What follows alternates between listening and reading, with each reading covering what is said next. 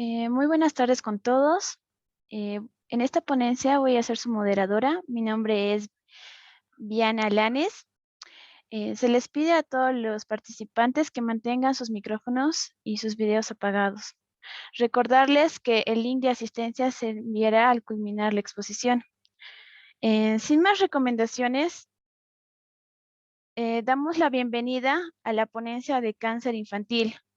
En este caso tenemos a nuestra ponente, la doctora Eisi Maradiague Chirinos, oncóloga pediatra del Instituto Nacional de Enfermedades Neoplásicas, consultora de cáncer infantil de la Dirección de Prevención y Control de Cáncer en el Ministerio de Salud. Muy buenas noches, doctora. Muy buenas tardes con todos y bueno, para mí es un gusto poder estar con ustedes esta tarde y poder hablar de un tema que me apasiona mucho, que es el cáncer infantil, y comentarle un poco, así como animarlos a todos a hacer esta especialidad que es muy interesante y que se requiere tanto en nuestro país. Entonces, simplemente les pediría si me escuchan bien y si pueden ver mi pantalla por completo. Sí, doctora, sí se le visualiza y se le escucha perfectamente.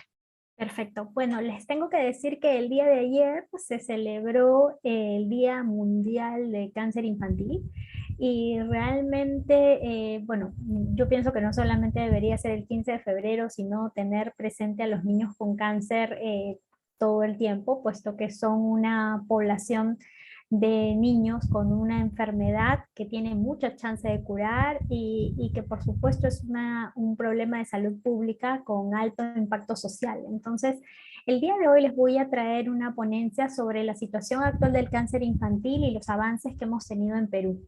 Primero, declarar que no tengo ningún conflicto de interés y para ingresar en este tema vamos a recordar algunos datos que nos pueden ayudar.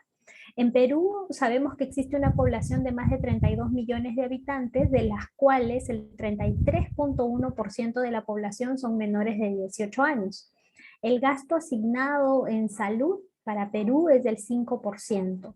Y sabemos que contamos con un sistema de salud que es mixto y fragmentado. ¿Qué significa? Que existe una parte de la salud que se lleva por el sistema público. Tenemos para ello el Seguro Integral de Salud, que brinda el Estado 100% para la población que en pobreza o pobreza extrema, y por otro lado tenemos esa salud o la seguridad social que brinda, digamos, el Estado aporta cierta parte y el trabajador formal brinda un porcentaje de su sueldo mensualmente para sostener este seguro.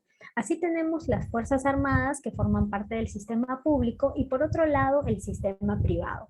Algo importante que ustedes tienen que saber es que la mayor parte de la atención de niños y adolescentes con cáncer es el 95% está cubierta por el sistema público, pero como van a ver ustedes, se van a dar cuenta que a pesar de ello, existe el abandono del tratamiento. Entonces uno se pregunta, pero ¿cómo si el Estado cubre la mayor cantidad de, digamos, diagnóstico, tratamiento de los niños, por qué abandonar el tratamiento? Y vamos a ver que tienen que ver otros problemas complejos que hacen que estas familias decidan abandonar el tratamiento. En cuanto al análisis situacional, les tengo que comentar que dentro de las neoplasias en los menores de 19 años, las leucemias o el cáncer de la sangre viene a ser el cáncer más frecuente en los niños, y si le dicen específicamente cuál es la leucemia linfoblástica aguda, el cáncer más frecuente en los niños, seguido de los tumores en el sistema nervioso central y en tercer lugar el cáncer de los ganglios. Realmente el cáncer infantil es una enfermedad poco frecuente. Si nos comparamos con respecto a los adultos, anualmente existen 65,000 casos de cáncer en adultos y en niños son menos de 1,800. Como ustedes pueden ver en esta gráfica, según la Agencia de Investigación de Cáncer, en el año 2020, denominado GloboCan, se reportaron 1,560 casos aproximadamente. Y esto es algo un tanto crítico, puesto que El cáncer infantil dentro de lo que es el cáncer corresponde al 1.7% del total de casos de cáncer al año en Perú. Entonces, cuando necesitamos expresar nuestras necesidades, solicitar apoyo, financiamiento, pues nos ven como ese mínimo porcentaje sin considerar la potencial cura que se puede obtener o el gran impacto cuando se trata un niño o un adolescente con cáncer, como podemos ver en este gráfico. Cuando tratamos los niños y adolescentes con cáncer, se recuperan muchos años de vida saludable perdidos. Pero en este gráfico podemos observar que dentro de las enfermedades no transmisibles, las neoplasias son la primera causa de años de vida saludable perdidos cuando muere un menor. Y cuando nos miramos en Sudamérica, esta es una gráfica del Instituto de Métricas del año pasado que muestra la incidencia con una barra celeste y la mortalidad con una barra roja. Y nosotros podemos darnos cuenta, lamentablemente, que Perú tiene la barra roja más grande, significa que tiene la mayor tasa de mortalidad por cáncer infantil a nivel de Sudamérica, ¿no? Comparado con Ecuador, Uruguay, Brasil, Colombia. Y con respecto a la sobrevida de los niños, significa que estos niños completaron su tratamiento y han recibido un seguimiento de 5 años, el 58% aproximadamente de los niños de Lima metropolitana logran sobrevivir a un cáncer. ¿Y esto quién lo dice? Esto lo dice un registro, que es el famoso registro de cáncer de Lima metropolitana, pero como su mismo nombre lo dice, es un registro que no es de todo el país. Entonces, dentro de los problemas que saltan en cáncer infantil es que existe una falta de un registro de cáncer. Según la Agencia de Investigación de Cáncer, en el periodo prepandemia, se esperaban que aproximadamente 1.800 casos de cáncer sean diagnosticados. Pero vemos, según este gran esfuerzo que se hizo en el Ministerio de Salud, que solo se diagnostican 1.352 casos. ¿Qué significa? Que existe un 20% de niños que nunca se llegarán a diagnosticar, por tanto pueden fallecer de la enfermedad. Entonces, otro de los problemas que también hemos detectado, y esto fue un trabajo de investigación, y con esto los aliento a que ustedes desarrollen trabajos de investigación. Y la investigación no necesariamente tiene que ser para, digamos, hacer algún descubrimiento científico, probar alguna droga, sino simplemente mirar la realidad que está ocurriendo en su localidad, en su zona, digamos, en el lugar donde ustedes están desempeñando, ya sea su internado, externado o en su trabajo, en su servicio rural, y empezar a analizarlo. En un trabajo de investigación que se hizo sobre factores asociados con el retraso en el diagnóstico de cáncer en Perú, nos dimos cuenta que la mayoría de los niños que diagnosticábamos lo hacíamos en el estadio avanzado, estadios 3, 4 y 5, casi en un 70%. ¿Qué significa? Que de 10 niños con diagnóstico de cáncer, 7 vienen en estadio avanzado y tan solo 3 en estadio inicial. Entonces, los que vienen en estadio inicial tienen mayor porcentaje de curación, pero los que vienen en estadio avanzado, que son los mayores, los más frecuentes, pues tienen una sobrevida mucho menor. ¿Y cuáles son los factores asociados a retraso en el diagnóstico de cáncer infantil? Pues dentro de esos factores se han analizado diversas cosas. Primero, los niños mayores suelen ocultar sus síntomas, por tanto, el retraso en el diagnóstico es más frecuente. Igualmente los padres añosos, padres mayores o madres mayores de 35 años, suelen tener más niños y suelen postergar la visita a un especialista o a un profesional de la salud. Cuando existe bajo nivel educativo en los papás, también.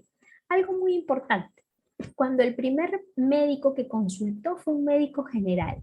Y aquí saludo esta iniciativa de ustedes de querer conocer un poco más acerca de cáncer infantil, porque estoy segura que en los currículums, si ustedes pueden ver su sílabus, muchas universidades no cuentan con temas relacionados a cáncer infantil. y deberían contar. ¿Para qué? Para que ustedes puedan aprender y poder hacer un diagnóstico, porque el diagnóstico de cáncer infantil sí es posible.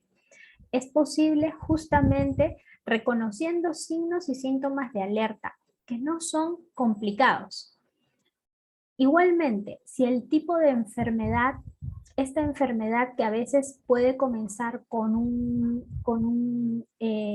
síntoma frecuente, como puede ser fiebre, o puede comenzar con crecimiento de los ganglios. Generalmente cuando ven que un niño crece en los ganglios, dicen, bueno, es un proceso infeccioso. Pero ¿qué pasa si estos ganglios van creciendo ya más de un mes, o son duros y al niño no le duelen, o miden más de 2 centímetros? Pues esto es un signo de que podría tratarse de una enfermedad oncológica, como por ejemplo el linfoma. Y eso, si no me lo enseñaron en la universidad, nunca lo voy a poder diagnosticar. Igualmente, el realizar una deficiente historia clínica y un examen físico ligero probablemente no me lleve a diagnosticar un niño con cáncer. También el pensar en solo diagnósticos comunes. Cuando hablamos de signos y síntomas de alerta para la detección temprana de cáncer infantil, que eso sería otro tema que probablemente lo podamos hacer más adelante, pues vamos a darnos cuenta de que estos signos y síntomas son, por ejemplo, fiebre en más de 7 días, dolor en los huesos que impide que el niño realice sus actividades diarias, crecimiento de los ganglios, presencia de puntos rojos o palidez marcada, crecimiento del abdomen, convulsiones sin fiebre o manchas blancas en el ojo. Entonces, estos signos y síntomas yo les menciono y probablemente a ustedes se les vienen a la mente muchas cosas. Generalmente son signos de enfermedades comunes, desde un resfrío hasta, qué sé yo, una enfermedad neurológica. Pero también podrían estar relacionados, no lo olviden, a alguna enfermedad oncológica. Así que de ahora en adelante, cuando tengan un niño o un adolescente con signos y síntomas que no mejoran a lo largo del tiempo, háganse la pregunta si esto no sería un problema oncológico. También, por supuesto, existen otros problemas que no están relacionados al tema clínico, como son problemas administrativos de referencia o acceso limitado a la salud. Otro aspecto también que es crítico en el cáncer infantil en el país es que el 90% de los niños se atienden en Lima. Estos círculos significan el lugar donde hay más centros de atención de cáncer infantil y como ustedes pueden fijarse, en Lima están concentrados todos estos centros. Y fuera de Lima, contados con los dedos de las manos, en Trujillo, en Chiclayo, en Cusco y en Arequipa. Asimismo, yo les contaba de que a pesar de que el tratamiento y el diagnóstico de los niños es básicamente gratuito, se atienden por el CISO, ya sea por salud, vemos que existe un 18% de niños que abandona su tratamiento. ¿Y por qué? Por bajo nivel cultural de los padres, por bajo nivel socioeconómico, por pensamientos de que el cáncer es incurable, por una cirugía radical o por estadios avanzados que los papás dicen, bueno, ya si no hay más que hacer, mejor me lo llevo a casa. Pero si a esto se suma que el padre provenga de un entorno rural, como lo es el 65% de los casos que vemos de cáncer, o que exista una falta de empleo formal de los padres, que esto es una cuestión muy común, sobre todo en este momento de pandemia en el cual el 70% de la población tiene un empleo informal, pues las posibilidades de que esta familia decida abandonar el tratamiento de su niño son más altas. Dentro de los problemas que hemos identificado o también le podemos denominar áreas de oportunidad, lo podemos ver en números. Una falta de registro de cáncer infantil significa 0 registro de cáncer infantil. Un retraso en el diagnóstico significa de que nos demoramos 107 días para hacer el diagnóstico de cáncer infantil. Les comentaba que el 90% de los niños y adolescentes con cáncer se atienden en Lima por una centralización de los servicios en la capital. Y también les contaba que a pesar de que la mayor parte del sistema es público, el 18% de los niños abandonan tratamiento. Entonces, estos datos son cifras obtenidas en base a estudios de investigación que se han hecho justamente para conocer nuestra realidad acerca del cáncer infantil. ¿Y qué avances hemos tenido a lo largo de este tiempo? Pues si nosotros miramos, esta es una línea de tiempo de las políticas públicas de cáncer en el Perú. En el año 2019, en junio del 2019, comenzó lo que se denomina la Iniciativa de Cáncer Infantil. Resulta que a nivel del mundo, la Organización Mundial de la Salud lanzó una iniciativa para mejorar la sobrevida de los niños y adolescentes con cáncer alrededor del mundo. Y escogió algunos países para poder llevar a cabo este desarrollo.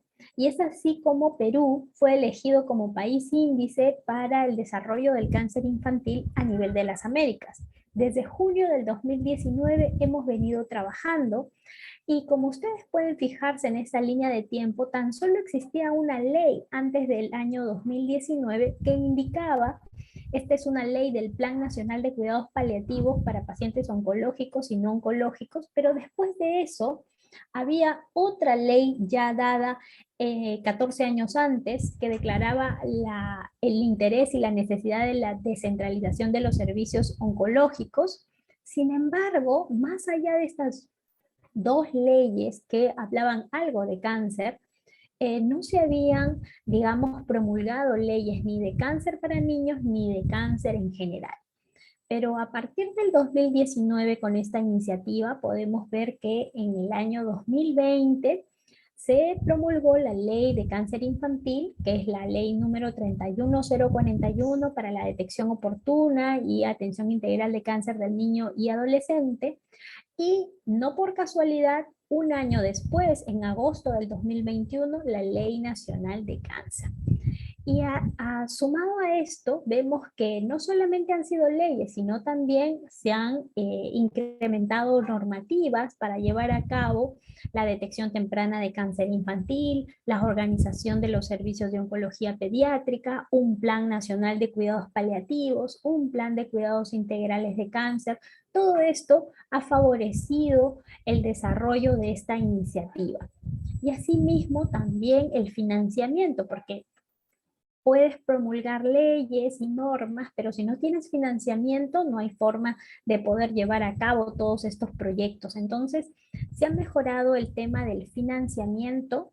Desde el año 2014 les comentaba que la patología más frecuente de cáncer infantil viene a ser la leucemia.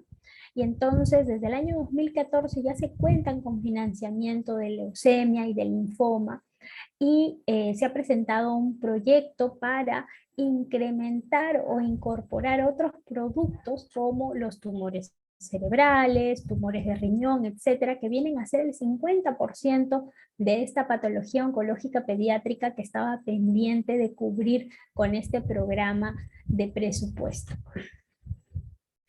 Y aquí, para comentarles un poco el inicio. El inicio fue así, fue en Cusco, una reunión de expertos donde nos juntamos, digamos, especialistas de diversos hospitales, también autoridades de la Organización Panamericana de la Salud, de la Organización Mundial de la Salud, directores de hospitales, y se firmaron compromisos, y tanto fue en Cusco como en Lima, y asimismo se formaron comités de trabajo. Venimos trabajando más de 200 profesionales de la salud y además de eso nos hemos reunido con profesionales de distintas disciplinas, ya sea psicólogos, asistencia social, nutrición, enfermería y también con la sociedad civil, ¿no? Las ONGs que se encargan de lo que es el tratamiento y diagnóstico y velar por la atención del niño oncológico.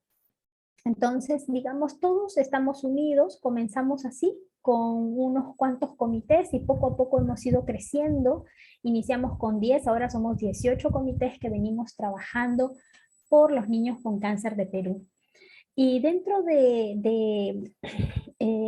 digamos, de los resultados o logros que hemos obtenido, el 1 de septiembre del 2020 se promulgó la Ley de Cáncer Infantil, justamente para acallar cuatro problemas principales, ¿no? Como es la falta de registro, para eso se promovía la creación de un registro, también para mejorar el retraso diagnóstico, favoreciendo que las familias y los niños puedan tener una atención integral desde la cobertura diagnóstica al momento de la sospecha de cáncer.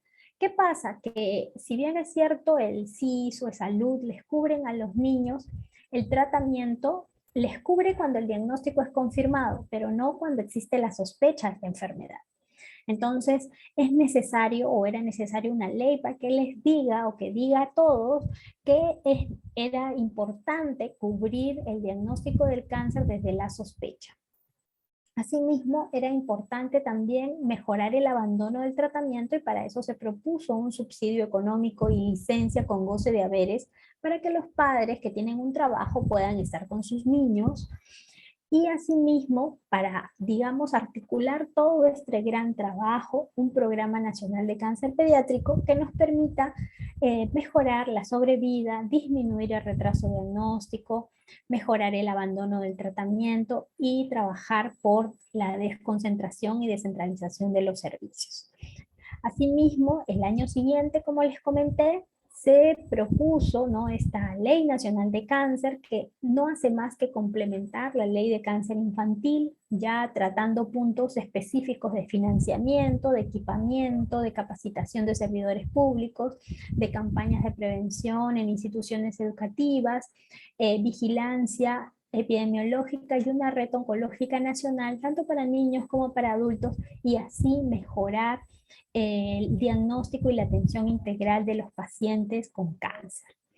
Como ustedes se imaginan, y bueno, para conocimiento, ninguna ley está vigente hasta que no se apruebe su reglamento. Y fue así que esperamos aproximadamente 9 meses de trabajo para poder aprobar el reglamento de la ley de cáncer infantil, así que esta ley ya está vigente. Y dentro de sus disposiciones complementarias nos pedían dos cosas. Una de ellas era la modificación de un programa presupuestal, o sea que tenía que ver con un financiamiento para poder incluir productos de cáncer pediátrico que no estaban dentro de este programa presupuestal. Y el otro punto era reglamentar el aspecto del subsidio oncológico.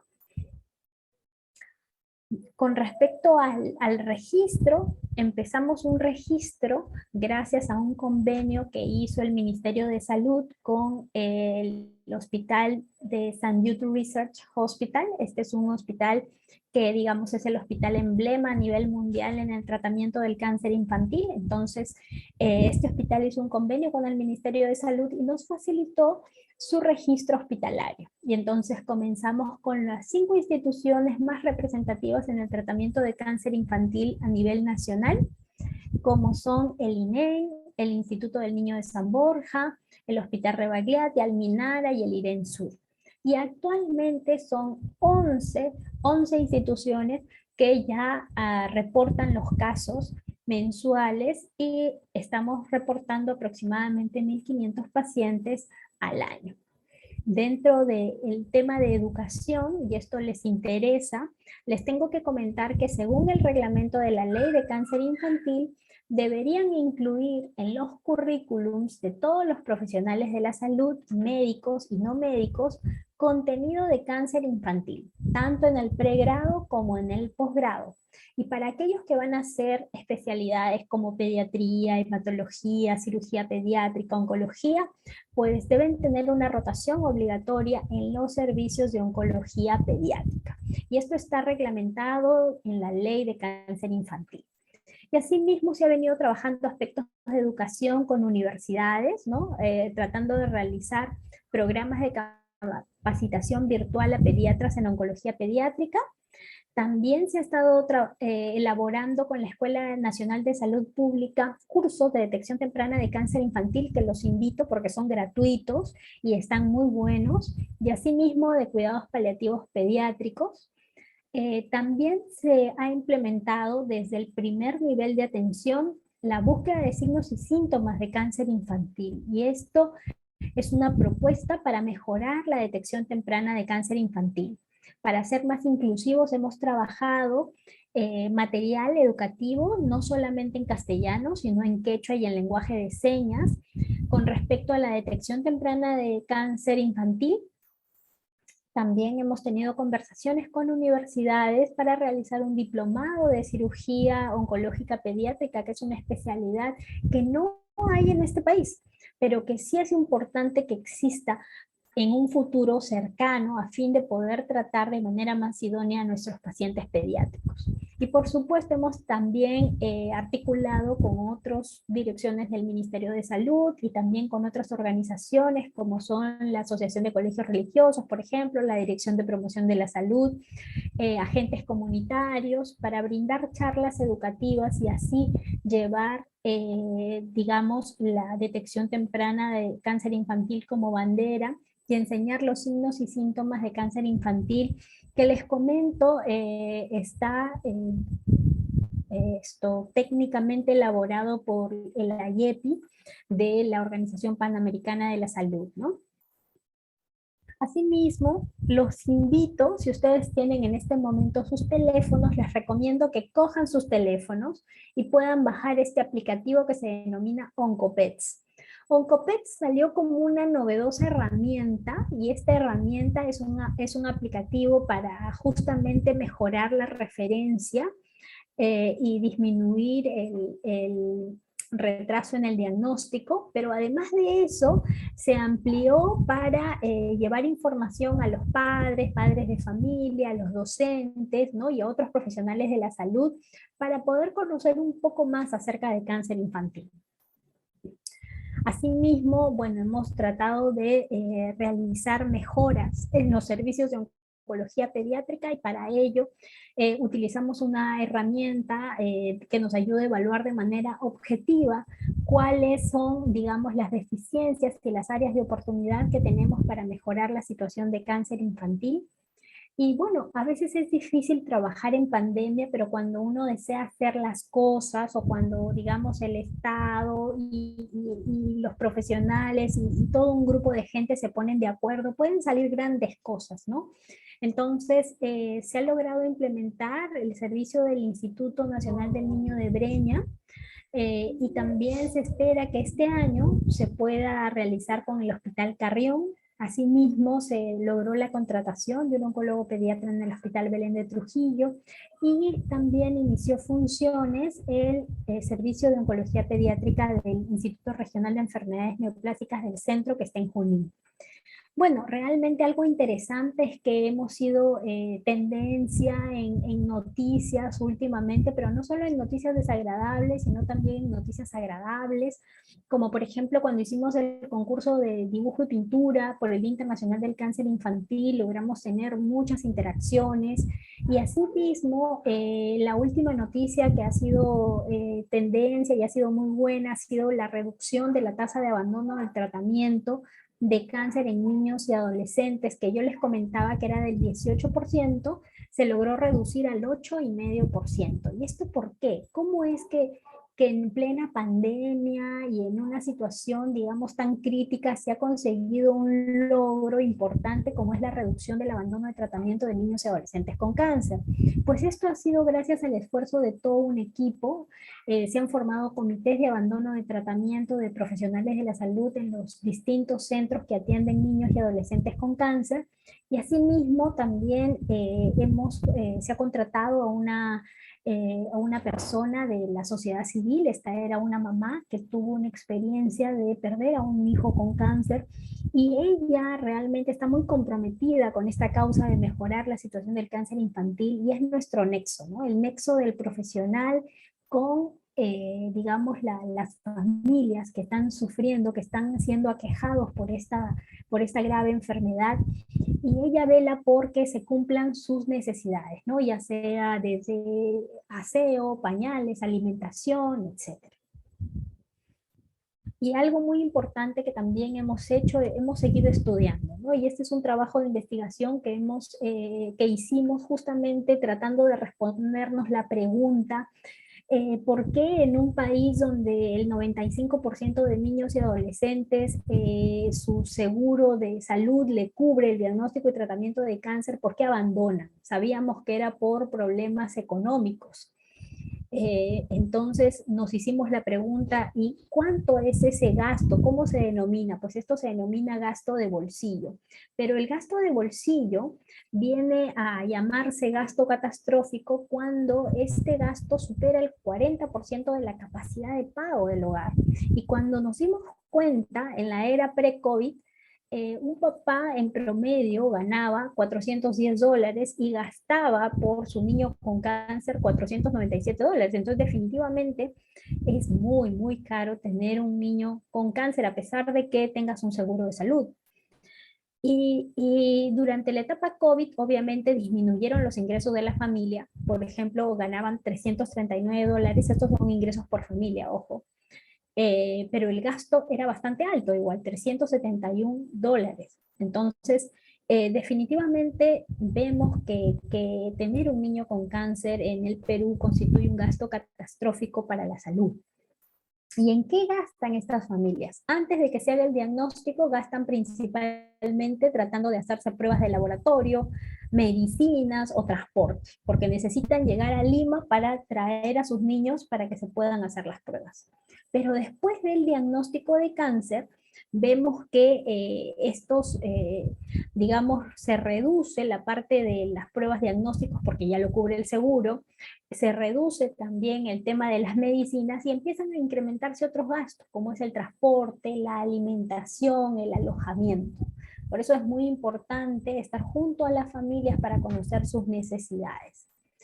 Y bueno, con respecto al subsidio oncológico que nos habían encargado en el reglamento de la ley reglamentar, nos dimos cuenta que el subsidio oncológico estaba solamente destinado a los padres trabajadores. Y como yo les decía, la mayoría de los padres en este momento son padres no trabajadores. Entonces hemos tenido que elaborar un proyecto de ley para que todos estén incluidos y todos puedan recibir este subsidio a fin de menguar o mejorar el tema del abandono de tratamiento de cáncer en los niños y adolescentes. Y otra de las propuestas que se han realizado también es la parte del financiamiento. Les comenté que se había hecho la modificación, una propuesta de modificación de la estructura funcional programática de un programa presupuestal para incluir contenidos de cáncer pediátrico y asimismo un programa de cáncer pediátrico. Se ha hecho la propuesta del plan inicial de actuación de este programa. Y algo muy importante que salió publicado en una revista hace un tiempo es que, bueno, los países, ¿no?, como el nuestro, pueden buscar asistencia, ¿no?, a través de iniciativas impulsadas por el gobierno y la colaboración internacional, que es lo que ha pasado con Perú, ¿no? Y con eso mejorar el impacto y el futuro del cáncer, ¿no? Eso está escrito, imagínense. Entonces, dentro bueno, esta también ha sido una publicación que sacamos acerca de la catálisis de lo que es los cuidados del cáncer infantil en Perú, después de un año de la iniciativa mundial de cáncer infantil, y vemos que el inicio de esta iniciativa comenzó como todo, ¿no? Con curiosidad, ¿no? Primero vamos a saber qué es lo que pasa en nuestro país, cuál es nuestra situación como cáncer pediátrico. Luego de eso conformamos una asociación de hemato-oncología pediátrica del Perú y luego presentamos a Perú, el cual fue escogido como país índice para el desarrollo del cáncer infantil, y luego de eso se han presentado toda una cadena de avances como les he podido presentar a lo largo de esta ponencia. Y tan es así que todos los grupos hemos sumado en estos últimos 2 o 3 años casi una docena de publicaciones que han sido publicadas en importantes revistas a nivel mundial. Y hablando de drogas o de ensayos, no, hablando de nuestra realidad. Esta realidad que tiene un país como el nuestro que se asemeja a muchos a nivel de Latinoamérica y el mundo. Y bueno, en este momento solo me queda agradecer al Ministerio de Salud, a eSalud, a la Organización Panamericana de Salud, a Cure Perú, que es un grupo de la iniciativa de cáncer infantil en Perú, todo este gran grupo, al hospital de St. Jude Research Hospital, que es el que nos ayuda desde el punto de vista técnico, a todas las instituciones que trabajan con nosotros para mejorar la situación del cáncer en los niños, igualmente a las organizaciones.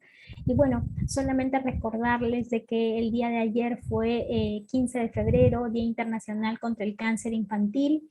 Todos nos ponemos un lazo dorado, ¿y saben por qué es dorado? Es dorado por el oro. Si ustedes se ponen a revisar cómo es que se forja el oro, cómo se obtiene el oro, existe bastante trabajo para obtener realmente este metal precioso, y esto se simula justamente con digamos, la resiliencia y la gran batalla que sufren los niños y adolescentes con cáncer cuando llevan o tratan de superar esta enfermedad, ¿no? Entonces, bueno, este es un mensaje que salió el día de ayer desde el Ministerio de Salud, donde nos indican, ¿no? ¿Sabías que en el Perú los tipos más frecuentes de cáncer en niñas y niños son, en primer lugar, la leucemia, en segundo lugar, los tumores cerebrales y en tercer lugar, el linfoma? Y bueno, si tu hija o hijo presenta, ¿no? Y aquí le hablan un poco de los signos y síntomas de cáncer infantil, ¿no? Palidez, pérdida de peso, fatiga, cansancio o apatía sin causa aparente, acude con su pediatra, que podría ser un signo de alarma, ¿no? Un diagnóstico temprano salva vidas, eso es muy, muy importante. Y con eso dejo ahí para proceder a alguna duda o consulta que ustedes puedan tener. Muchas gracias, doctora. Estamos en espera de de los participantes. Si tienen alguna duda, la doctora está aquí para responderles.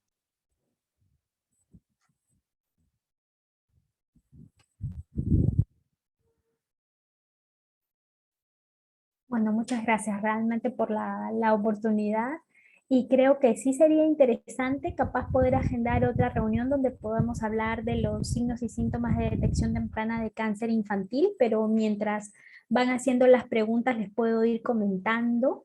Por ejemplo, si tenemos dolor de cabeza que nos despierta por las mañanas asociado a vómitos, si tenemos fiebre por más de 7 días, si de pronto tenemos palidez marcada, que a veces no solo lo miramos debajo del ojo en las conjuntivas, sino en las palmas de las manos o en las plantas de los pies, o de pronto si vemos el crecimiento de ganglios, ¿no? A nivel del cuello, o a nivel de las axilas, o a nivel de la ingle. Generalmente estos ganglios son duros y además de eso no duelen, ¿no? Esto, ¿cómo se llama? También sería importante acudir a un especialista.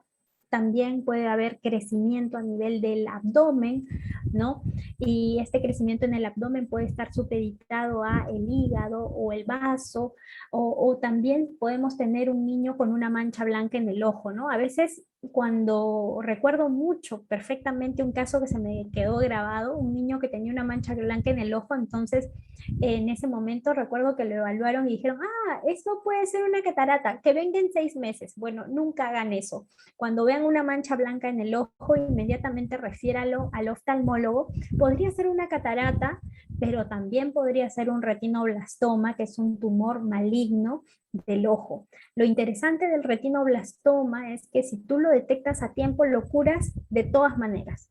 Pero si no lo detectas a tiempo, ese tumor va a avanzar, y a veces ya llegan niños con la cara deformada, los ojos salidos, etcétera, y ahí ya no los puedes curar, lamentablemente. Igualmente, si presenta convulsiones sin fiebre, o si presenta debilidad de la mitad del cuerpo o algún cambio del comportamiento, ¿no? Recuerdo mucho un caso de un niño que era muy aplicado en la escuela, y de pronto la maestra comenzó a decir, ese niño ha cambiado de conducta, ese niño esto era muy tranquilo, pero ahora está muy irritable, ahora se porta muy mal, ¿no? Y realmente al final tenía un tumor cerebral, ¿no? Entonces son signos que habría que tener en cuenta. Así que bueno, con eso creo que los dejo. Me da gusto que haya quedado claro, y hasta cualquier momento.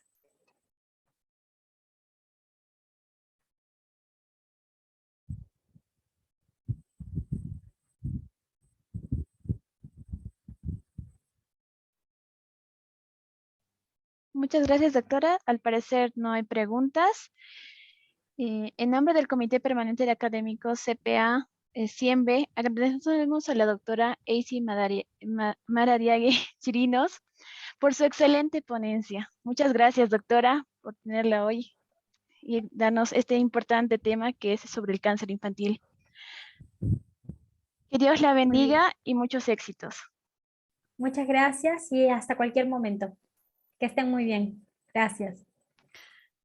A todos los participantes se les va a enviar el link de asistencia. Junto con él, posteriormente van a llenar el quizzes de la ponencia de hoy.